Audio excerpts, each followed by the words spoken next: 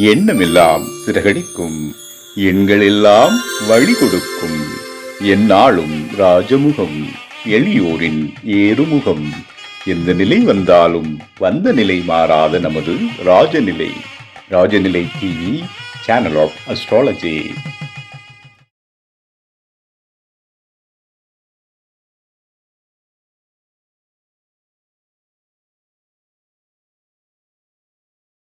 குரு பகவானை அதிபதியாக கொண்ட தனுசு ராசிக்காரர்கள் நேர்மையானவர்கள், சுறுசுறுப்பானவர்கள், பல திறமைகள் கொண்ட இந்த ராசிக்காரர்களுக்கு குரு பயிற்சி எப்படி இருக்கும் என்பதை மிக சிறப்பாக விளக்க வருகை தரும் அஸ்ட்ரோ திருமதி மீனாட்சி வெங்கடேசன் அம்மா அவர்களை அழைப்பதில் பெருமை கொள்கிறது நம்ம ராஜநிலை. அருட்பெருஞ்சோதி, அருட்பெருஞ்சோதி, தனிப்பெரும் கருணை, அருட்பெருஞ்சோதி. அனைவருக்கும் வணக்கம். ஈரோடு மீனாட்சி வெங்கடேசன். ராஜநிலை டிவியில் வந்து பார்த்தீங்கன்னா இன்னைக்கு குரு பயிற்சி பலன்கள் வந்து பார்த்தீங்கன்னா 12 ராசிக்கும் பார்த்துட்டு இருக்கோம். குரு பகவான் யார், அவர் என்ன செய்ய போறார் அப்படின்னு பார்க்குறோம். தனுசு ராசிக்காரர்கள், இந்த தனுசோட சொந்தக்காரரே வந்து குரு பகவான் தான் இல்லைங்களா? தனுசு குரு பகவானுடைய ராசியில பிறந்திருக்கீங்க. நட்சத்திரம் பார்த்தீங்க அப்படின்னா மூலம், பூராடம், உத்திராடம் நட்சத்திரம் 3 இருக்கு. அது மட்டும் இல்லாம குரு பகவானுக்கு கிரகங்கள்லயே ஒரு சிறப்பு இருக்கு. என்னன்னு கேட்டீங்கன்னா, எல்லா கிரகத்தை விட குரு பகவான் மட்டும்தான் 5, 7, 9ங்கிற பார்வை. அந்த வீடு வந்து பாத்தீங்கன்னா சரம், சிரம், உபயம் 3 வீட்டையும் பார்வை செய்யக்கூடிய ஒரே கிரகம் குரு பகவான் தான். அதனால்தான் குரு பகவான் பார்க்க நன்மைகள் கோடின்னு சொல்றாங்க. சரம்னா வேகமாக இயங்கும், ஸ்திரம் வச்சுக்கோங்க அது நிதானமா இயங்கும். அதே போல உபயம் அப்படின்னா நமக்கு கிடைக்கக்கூடிய உதவிகள், நம்ம செய்யக்கூடிய உதவிகள். அதாவது உபய ராசியில் ஒரு கிரகங்கள் இருந்தா மட்டும்தான் உதவியும் செய்ய முடியும், உதவியும் நமக்கு கிடைக்கும். இது ஒரு கான்செப்ட். சரி, தனுசு ராசிக்காரங்க எப்படி இருப்பீங்கன்னு கேட்டீங்கன்னா, வில் அம்பு, உங்களுடைய இலக்கை நோக்கிய பயணம் மட்டும்தான் உங்ககிட்ட இருக்கும். குதிரைக்கு வந்து பாத்தீங்கன்னா கடிவாளம் கட்டினா எப்படி இருக்கும், எனக்கு இதுதான் வேணும், இப்படிதான் வேணும், இப்படிதான் இருக்குன்னு சொல்லக்கூடிய விஷயத்துக்குள்ள வந்து பாத்தீங்கன்னா உங்களுடைய பயணம் அப்படியே போயிட்டே இருக்கும். அது கிடைக்கிற வரைக்கும் நிறுத்த மாட்டீங்க உங்க போராட்டத்தை. என்னன்னா அது போராடக்கூடிய சொல்லுவாங்க ராசின்னு. தனுசு ராசியில் பிறந்தா போராட்டம் கட்டாயம் இருக்கும். என்ன காரணம்? மகாபாரத போர் வந்து பாத்தீங்கன்னா முடிஞ்சதே ராசி தனுஷத்துல தான். அதே நட்சத்திரம் பூராடத்துலதான் முடிஞ்சது. அதனாலதான் சொல்லுவாங்க தனுசு ராசியில் வந்து பிறக்கும் பொழுது அப்பா சப்போர்ட் கண்டிப்பா இருக்காது. சரிங்களா? அந்த குடும்பத்துக்கு வந்து பாத்தீங்கன்னா ஒரு தலைமையான ஒரு விஷயத்த நீங்க எடுத்து, ஆணா இருந்தாலும் சரி பெண்ணா இருந்தாலும் சரிங்க, அந்த அமைப்புக்குள்ள வந்துருவீங்க. நிர்வாக திறமை இருக்கும். உங்களுடைய செயல் ஆற்றல் வந்து பாத்தீங்கன்னா அதை வந்து பல மடங்கா பெருக்கி மத்தவங்களுக்கும் சொல்லி கொடுத்து அவங்கள வளர்த்தக்கூடிய திறமையும் தனுசு ராசிக்கு உண்டு. தான் மட்டும் வாழாமல் தன்னை சுற்றி உள்ளவர்களையும் வாழ வைக்கக்கூடிய திறமை வந்து தனுசு ராசிக்கு உண்டு. சரி, இந்த வருடம் எப்படி இருக்கும் அதற்கு முன்னாடி கொஞ்சம் பின்னாடி போலாம். சரிங்களா? அப்ப சனி பகவான் வந்து பாத்தீங்கன்னா 4ஆம் வீட்டுல இருந்தாரு. ராகு பகவான் பாத்தீங்கன்னா 3ஆவது வீட்டுல, அதாவது கும்பமும் மீன சனி பகவான் வந்து பாத்தீங்கன்னா இருந்தாரு. இப்ப 7ஆவது வீட்டுல வந்து பாத்தீங்கன்னா உங்களுக்கு எங்க இருக்காரு குரு பகவான். 3 ராசி வந்து பாத்தீங்கன்னா 3 கிரகம் வந்து உங்க ராசியை மட்டும்தான் பார்த்துட்டு இருந்தாங்க இல்லைங்களா? ராகு பகவான் 3ஆவது பார்வையாகவும், சனி பகவான் 10ஆவது பார்வையாகவும், குரு பகவான் 7ஆவது, உங்க ராசிநாதன் 7ஆம் இடம் பாதகஸ்தானத்தில். நிறைய விஷயங்கள் வேணும் வேணும்னு ரொம்ப தூரம் ஓடுனீங்க, உழைப்பு கொடுத்தீங்க. அதுக்கான விஷயம் வந்து கிடைக்காம போராடி அப்பா எப்படா கிடைக்கும்னு விஷயத்துக்குள்ளேயே வந்து அசந்து போய் நின்னுட்டீங்க. ஏதோ ஒரு பக்கம் இறுக்கி பிடிச்ச மாதிரி நின்னுட்டீங்க. என்ன காரணம்? 3 கிரகத்துடைய பார்வை. திரிகோணத்துல வந்து பாத்தீங்கன்னா கேது பகவான் எப்பயும் ஒரு கிரகம் நின்ற வீடுக்கு 1, 5, 9 அழகா இயங்கும். திரிகோணஸ்தானம் இயங்காமல் எந்த விஷயம் கிடையாது. அப்ப 3 கிரகத்தோட பார்வை உங்களுடைய ராசிக்கு விடும் பொழுது தசா புத்திகள் படிதான் எல்லாமே நடந்திருக்கும். அது ஒரு பக்கம் இருக்கட்டும். ஆனா உங்களுடைய முயற்சிகள் நீங்க எவ்வளவு தூரம் போட்டாலும், வீட்டுக்காக நீங்க என்ன செஞ்சாலும் அது முழுமையா உங்களுக்கு கிடைச்சிருக்காது. வீட்டுக்கு வெளியே தான் நல்ல பேர் உங்களுக்கு இருக்கும், வீட்டுக்குள்ள நல்ல பேர் நீங்க எடுக்கவே முடியாது. அந்த விஷயமும் தனுசு ராசிக்கு இருக்கும்.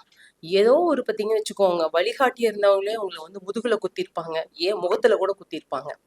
ஏமாற்றம் அப்படி கிடைச்சிருக்கும். நீங்க நல்லா வளர்றீங்க, உங்க திறமை இருக்கு அப்படிங்கும்போது என்ன பண்ணுவாங்க, உங்களுக்கு கட் பண்ணி விட்டுருவாங்க. உங்க திறமையை வந்து வளர்த்தக்கூடியவங்க பக்கத்துல யாருமே இருக்க மாட்டாங்க.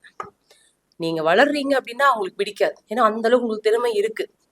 அப்ப உங்க திறமை அதிகமா இருக்கு. ஏன்னா குருவை மிஞ்சி ஷேப்ல நீங்க தான் இருப்பீங்க. ஏன்னா காலபுருஷன் 9ஆம் இடம் இல்ல, பாக்கியஸ்தானம். அப்போ உங்க திறமைக்கான இடம் கிடைக்கணும் அப்படிங்கிறது இங்க மிகப்பெரிய போராட்டமா இருக்கும்.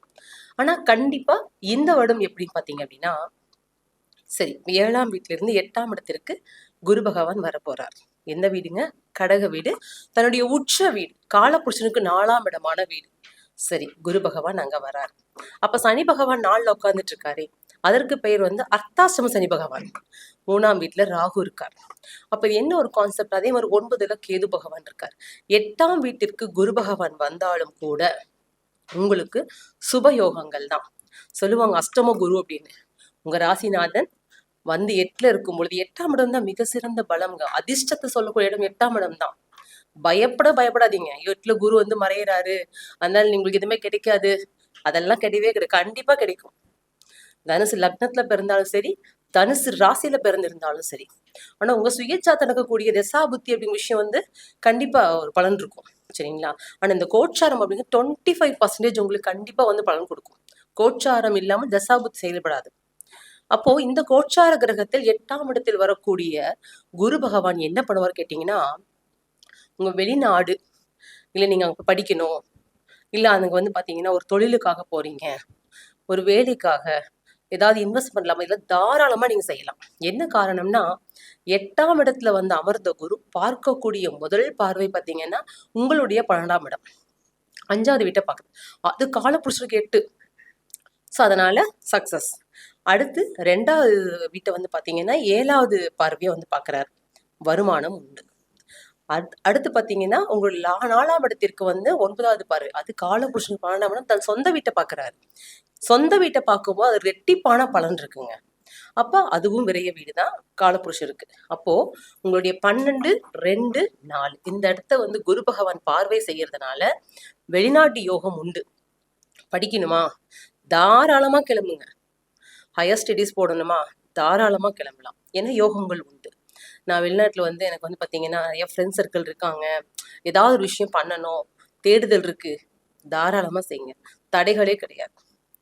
அதே போல உங்களை விட்டு விலகி போன ஏதாவது பாத்தீங்கன்னா ஒரு குருமா இருப்பாங்க, உங்களை வளர்த்தி விட்டுருப்பாங்க. பட் அந்த இடத்துல வந்து பாத்தீங்கன்னா ஏதாவது பிரச்சனை வந்திருக்கும். ஆனா விலகி போன குருமார்கள் உங்களை தேடி வருவாங்க. ஏன்னா அவர்களுக்கு ஆதாயம் நிச்சயம் உண்டு. அப்போ நீங்க யாரையும் வந்து பாத்தீங்கன்னா விட்டு கொடுக்க மாட்டீங்க. அந்த விஷயம் உங்ககிட்ட தனுசு ராசிக்கு உண்டு. விட்டு கொடுக்க மாட்டீங்க. சரி வந்துட்டாங்க பழி வாங்கலாம், அந்த எண்ணம் தனுசுக்கு வராதுங்க. பழி வாங்க என்னைக்கும் வராது. மனசுக்குள்ள வச்சிருவீங்க, பட் ஆனா வெளியே கூட காட்ட மாட்டீங்க. என்ன காரணம்? உங்க லக்ன ராசிக்கு 2ஆம் இடத்துல குரு பகவான் நீச்சம் அடைகிறார். அதே மாதிரி விரையாதிபதியான செவ்வாய் பகவான் உச்சம் அடைகிறார். தேவைப்படும் போது 2 வாரத்தை சுருக்குன்னு கேட்டு விட்டுருவீங்க தவிர அவங்கள பழி வாங்கணும் அதெல்லாம் பண்ணவே மாட்டீங்க. தனுசுக்கு தெரியாது. சரிங்களா? ஏன்னா அது பாக்கியஸ்தானம் காலபுருஷருக்கு. அந்த வீட்டுல நீங்க பிறந்திருக்கீங்கன்னா எவ்வளவோ பாக்கியசாலிகள் நீங்க. கொடுப்பினை இல்லாமல் தனுசு ராசி ஒரு வீட்டுல இருந்து பிறக்க மாட்டாங்க. அது ஒரு விஷயம். சரி, இப்போ வந்து பாத்தீங்கன்னா குடும்பம். அப்ப 2வது வீட்டு குடும்பம்னு ஒரு குடும்பத்திலிருந்து வந்து பாத்தீங்கன்னா இந்த தனுசு பிறந்தவங்க கண்டிப்பா ஒரு காலச்சூழல்ல பிரிவுக்குள்ள வருவீங்க. சரி, உங்களுக்கு ஒரு வாய்ப்பு கிடைக்குது, குடும்பத்தை விட்டு வெளியே வரக்கூடிய வாய்ப்பு, படிப்புக்காகவோ தொழிலுக்காகவோ ஒரு ட்ரைனிங்காகவோ இருக்குன்னா தாராளமா போங்க. இது உங்களுக்கான நேரங்காலம். யோசிக்கவே யோசிக்காதீங்க. சரிங்களா? ஏன் வீட்டை விட்டு இருக்க முடியாது, ஹஸ்பண்ட் விட்டு இருக்க முடியாது, ஒய்ஃப் விட்டு குழந்தைங்களை பார்க்க, அதெல்லாம் யோசிக்காதீங்க. இந்த காலகட்டம் உங்களுக்கு தொழிலுக்கானது, உங்க திறமைக்கான காலம். இந்த ஒரு வருஷத்தை நீங்க எப்படி யூஸ் பண்ணிக்கிறீங்களோ அந்த அளவுக்கு சைன் அப் ஆகலாம். நீங்க இது வந்து கோல்டன் ரூல், உங்களுக்கு தாராளமா யூஸ் பண்ணிக்கோங்க. சரி, இப்போ வந்து பாத்தீங்கன்னா குழந்தைகளுக்கு பிறக்க வாய்ப்புகள் உண்டு. 2ஆம் இடத்தை வந்து குரு பார்க்க, குடும்பஸ்தானத்தை குரு பார்த்தாவே ஒரு புதிய வரவு உண்டுன்னு சொல்லுவாங்க. அப்ப திருமண காலங்கள் உண்டு, அதன் மூலம் குழந்தை பிறப்புகள் உண்டு. குழந்தைகளுக்கும் உங்களால யோகங்கள் உண்டு. அவர்களுக்கு உண்டான ஒரு நல்ல பெயர் வாங்குறது, பட்டம் பதவி, வேலை வாய்ப்புக்கு போறது, இல்ல வந்து பாத்தீங்கன்னா ஸ்டடீஸ் லைன்ல அதாவது பாத்தீங்கன்னா நல்ல சீல்டு வாங்குறது, சர்டிபிகேட்ஸ் வாங்குறது, ஹையர் ஸ்டடீஸ்ல எல்லா வாய்ப்பும் இருக்குங்க.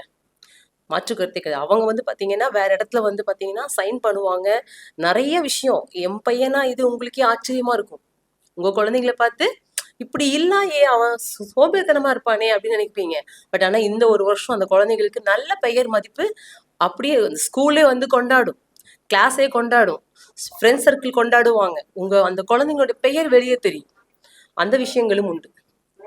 அப்ப 4ஆம் இடம் இப்ப சொத்து, வீடு, வண்டி, வாகனம் இது அமையறதுக்கு, ஒரு மாறுதல் ஏற்படுறதுக்கு இதற்கும் உண்டு.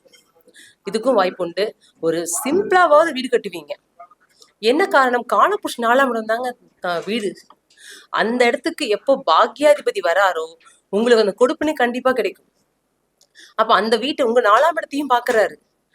சனி பகவான் இருக்கார். சனி பகவான் தான் அசையா சொத்து எல்லாமே. சோ அந்த அசையா சொத்துக்கு உண்டான கிரகம் 4ஆம் இடமான சொத்து இடத்துல வந்து பார்க்கும் பொழுது கண்டிப்பா வீடு கட்டு யோகம் உண்டு. அது நீங்க உங்களுடைய பட்ஜெட் என்ன, அகலக்கால் வைக்காதீங்க, சிறுக சிறுக பயன்படுத்துங்க. உங்களுடைய விஷயத்துக்குள்ள வந்து மத்தவங்க மூளையை கொண்டு போக கூடாது. சரிங்களா? கட்டின வீடா பார்த்து வாங்கிக்கோங்க. அது இங்க ரொம்ப முக்கியமான ரூல். அதாவது ஒருத்தர் பிளான் பண்ணி ஆல்ரெடி வந்து என்ன பண்ணிருப்பாங்க, வீடு கட்டியிருப்பாங்க. நீங்க இன்ஜினியரை வச்சு இடம் பார்த்து 4-10 இதெல்லாம் பண்றதை விட, ஏன்னா 4ஆம் அர்த்தாசிரம சனிக்கும் போது அலைச்சலை கொடுப்பாரு. அப்ப 8ஆம் இட குரு அதுவும் அலைச்சலை கொடுக்கும். அதனால தூக்கம் இதெல்லாமே கொஞ்சம் குறையும். அப்ப நீங்க என்ன பண்ணணும்னா, ஒரு அசெட் வாங்குறீங்கன்னா கரெக்டா பார்த்து வாங்கிக்கோ. அப்ப ரிஜிஸ்ட்ரேஷன் அப்படிங்கிறவங்க கொஞ்சம் கவனமா இருக்கணும். பத்திரப்பதிவு இதெல்லாம் வாங்கும்போது எந்த நேரத்துல வாங்குறோம், யார் பேர்ல இருக்கு, வில்லங்கங்கள் வரத்துக்கும் வாய்ப்பு இருக்கு. அதையும் நம்ம சரி பார்த்துக்கணும். ஏன்னா 4ஆம் இட சனி பகவான் இல்லைங்களா, சொத்து கொடுக்குற மாதிரி கொடுப்பார், அதுல ஏதாவது வில்லங்கத்தை கொடுப்பார். அப்ப அதுக்கான விஷயத்த நீங்க என்ன பண்ணணும், முன்னேற்பாடா பாத்துக்கணும். அதே மாதிரி நீங்க யாருக்கா சொத்து கொடுக்குறீங்க அப்படின்னா அவசரப்படாதீங்க. ஒண்ணு இழந்தா ஒண்ணு கிடைக்கும். இப்ப இந்த தனுசு ராசியில பிறந்தவங்களுக்கு யாருக்கெல்லாம் 4 சொத்து இருக்கோ அவங்க ஒரு சொத்தை வந்து புதுப்பிங்க, சூப்பரா இருக்கும்.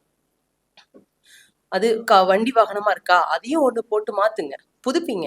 ஒரு விஷயம் மாற்றம் செஞ்சா மட்டும்தான் உங்களுக்கு மாற்றமே கிடைக்கும். ஏன்னா 3ஆம் இடத்துல ராகு உட்கார்ந்துட்டு இருக்கு, கம்யூனிகேஷன். அவர் தான் மாற்றத்துக்கு உண்டான கிரகம். ராகுனாவே வச்சுக்கோங்க, பிரம்மாண்ட கிரகம். அவர் ராசியை பார்த்துட்டு இருக்காரு. அப்ப இந்த வருஷம் டிசம்பர் மாசம் தான் உங்களுக்கு வந்து ராகுக்கு பயிற்சி வருது. சோ ஏதாவது ஒரு மாற்றம் பண்ணும் பொழுது நல்ல மாற்றம் இருக்கும். அப்படி ஏதாவது நீங்க வந்து மாற்றம் இருக்கு அப்படின்னா உங்களுடைய சுயஜாதத்தை ஃபர்ஸ்ட் ஆய்வுக்கு எடுத்துக்கோங்க. அதுவும் இங்க ரொம்ப முக்கியமான ரூல். அதே போல எந்த தொழில் செஞ்சாலும் இன்வெஸ்ட்மெண்ட் பண்றீங்க அப்படின்னா உங்களுக்கு எக்ஸ்பீரியன்ஸ் இருக்கு, கரெக்டான வந்து பாத்தீங்கன்னா தொழில வந்து உங்களுக்கு சப்போர்ட்ல இருக்குன்னா அதிகப்படி இன்வெஸ்ட் பண்ணாதீங்க. ஓரளவுக்கு குறிப்பிட்ட பட்ஜெட் மட்டும், சிறுக கட்டி பெருகவாள் அப்படிம்பாங்க. இதெல்லாம் வேணும்னு நீங்க நினைச்சீங்க அப்படின்னா உபாசன தெய்வம் அப்படிங்கிற விஷயத்துக்குள்ள நீங்க கண்டிப்பா எடுக்கணும். ஏதாவது ஒரு தெய்வத்தோடைய வழிபாடோட நீங்க வந்து அதை டெய்லியும், ஏன் சொல்றோம் கேட்டீங்கன்னா ஒரு குருமார்களோட வழிகாட்டுதல், ஒரு பெண் தெய்வ வழிபாடு. நமக்கு எப்பவுமே தெய்வம் எடுக்க பாத்தீங்கன்னா நம்ம கிட்ட ஒரு தெய்வம் வந்து பேசும். அதை நம்ம ஃபர்ஸ்ட் கண்டுபிடிக்கணும். ஏன்னா 5ஆம் அதிபதியான இடத்ததிபதி செவ்வாய் பகவான் இருந்து உச்சம் அடைகிறார். சோ இந்த கான்செப்ட்ல குரு பகவான் வந்து பாத்தீங்கன்னா இப்ப உங்களுக்கு உச்சமா வர்றதுனால ஒரு தெய்வம் இந்த வருடம் உங்களுக்கு வந்து பாத்தீங்கன்னா கண்டிப்பா வந்து பேசும். அந்த தெய்வ வழிபாடை நீங்க ஸ்ட்ராங்கா நீங்க எடுத்துக்கும் போது பாத்தீங்க அப்படின்னா தடங்கள் எல்லாமே விலகுங்க. சரிங்களா? அதே போல ஹெல்த்ல ஏதாவது உங்களுக்கு ப்ராப்ளம் இருக்கு அப்படின்னா இந்த வருஷம் ஆப்ரேஷன் பண்ணக்கூடியவங்க மட்டும் உங்க சுயஜாதத்தை பார்த்துக்கோங்க. சுயஜாதகத்தை பார்த்துக்காம அதிகப்படியான ஒரு எமர்ஜென்சி அப்படிங்கிறத தவிர்க்க முடியாது. பட் இருந்தாலும் ஆப்ரேஷன் இந்த வருஷம் பண்றது அவளுக்கு சிறப்பா இருக்காது. ஏன்னா குரு பகவானாவே கொழுப்பு தான். அது 4ஆம் இடம் பார்த்தீங்கன்னா இதயம் சொல்லுவோம். அப்ப இதயம் சார்ந்த விஷயத்தில் ரொம்ப கவனமா இருக்கணும். ஆல்ரெடி எனக்கு ஹார்ட்ல ப்ராப்ளம் இருக்குங்க அப்படின்னு இருக்குங்க வந்து பாத்தீங்கன்னாலுமே கூட செக் பண்ணிக்கோங்க. குலதெய்வ கோயில்ல மறக்காம சக்கரை பொங்கல் வச்சு நீங்க என்ன பண்ணணும், வரவங்களுக்கு கொடுங்க. செய்யும் பொழுது பாத்தீங்கன்னா நோயுடைய தாக்கம் குறையும். இன்னொரு விஷயம், இதயத்துல பிரச்சனை இருக்கிறவங்க கரெக்டா வந்து ட்ரீட்மெண்ட் எடுத்துக்கோங்க, செக்அப் எடுத்துக்கோங்க. என்ன காரணம்னா உள்ளுக்குள்ள கேது வர போறார். சரிங்களா? அப்ப கேது வரும்போது அது வந்து எந்த விஷயம் வளரும். அப்ப இந்த மாற்றத்தையும் நீங்க வந்து பாத்துக்கணும். வீட்டில் வயதில் பெரியவங்க இருக்காங்க அப்படின்னா ஒரு ஆயுள் ஹோமம் சிறப்பு. வளர்பிறையில வரக்கூடிய திங்களும் வியாழனும் சிறப்பு செஞ்சுக்கோங்க. அதே மாதிரி 60வது கல்யாணம் எங்க நடக்குதோ அவங்க கிட்ட ஆசீர்வாதங்கள் வாங்கிக்கோங்க. வயதில் மூத்த அவங்க கிட்ட நீங்க ஆசீர்வாதம் வாங்குவது ரொம்ப சிறப்பு. நமக்கு தெரிஞ்சிருக்கணும், அறிமுகமா இருக்கணும்லாம் கிடையாதுங்க. உங்களுக்கு சொல்லி கொடுத்த குருமார்கள் இருக்காங்களா, வீட்டுல பெரியவங்க இருக்காங்களா, அவங்களை எல்லாம் ஆசீர்வாதம் என்ன இந்த காலத்துல கிடைக்கிற 2 விஷயம் தாங்க, ஆசீர்வாதம் வாழ்த்துக்கள் மட்டும் கிடைக்கிறது இல்லை. நல்லபடியான எண்ணங்கள் யாருக்குமே வந்து சிறப்பா இருக்கிறது இல்லை. அதனால உங்களுக்கு இதெல்லாம் சரின்னு சொல்லுதோ அதெல்லாம் நீங்க செஞ்சுட்டே இருங்க. அதான் இங்க முக்கியமான விஷயம். இந்த வருஷம் நீங்க ஜெயிக்கிறதுக்கான விஷயம் கேட்டீங்கன்னா ஒரு உபாசனா தெய்வத்தை கண்டிப்பா நீங்க வந்து வழிபாடுக்குள்ள எடுக்கணும். உங்களுக்கு யாரை பிடிக்கும்? வாராகி அம்மனா, பிரத்யங்கரா தேவி, ஒரு பெண் தெய்வம் ரொம்ப சிறப்பு உங்களுக்கு.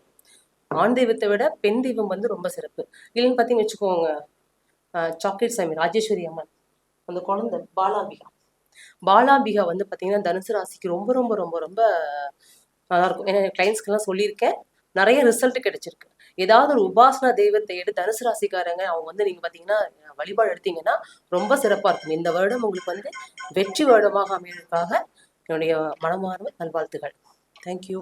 அதாவது ராசி பொறுத்தளவு, தனுசு ராசி பொறுத்தளவு எந்த அளவுக்கு சிறப்பா இருக்கும், என்னென்ன பலன்கள் தரும் அப்படிங்கிற விஷயத்தோட எல்லாருமே பலன்களை பேசுனாங்க. கூட வந்து பரிகாரத்தையும் வந்து சிறப்பா வழங்கினார்கள். அவர்களுடைய அன்புக்கும் அழகான ஜோதிட பதிவுக்கும் குருவேட்சி பலன் பற்றி சிறப்பாக சொன்னதுக்கு வாழ்த்துக்கள், நன்றிகள்.